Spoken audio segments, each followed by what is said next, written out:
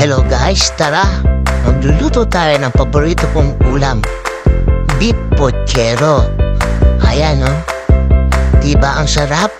Complete na sa vegetable yan. May banana, beans, repolyo, pechay. Ayan, magigisa na muna tayo ng bawang, sibuyas, kamatis. Nilagyan din natin siya ng tomato paste. Gisa-gisa lang hanggang sa matutuyo natin yung tomato paste. Naglagay din ako rito ng tomato sauce. At syempre, yung pampalasa natin di mawawala, ang patis. Yan, naglalagay rin tayo ng paminta para mas lalo siya sumarap.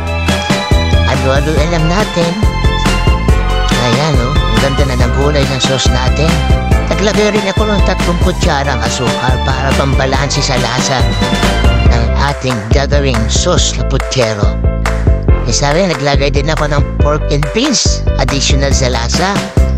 Magdadagdag na pampasarap yan. So, alam natin guys. And naglagay tayo ng beef cubes. Sobrang sarap na nito. Siyempre, konting toyo para sa kulay. Ayan, nilalagay na natin yung pressure cooker na beef natin sauce. Malambot na yan guys. Nilagay ko na yan at hahaluin natin yan. For 30 minutes na lang maluluto na yan. At hihintay na lang tayo. Ayan. Yung gulay nga pala, binalance ko na kaya hindi ko na hinalo dyan.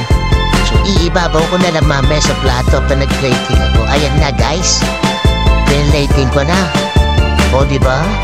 Ano masasabi nyo guys? Ang sarap ng pochero. May fried banana, beans, pechay at repolyo.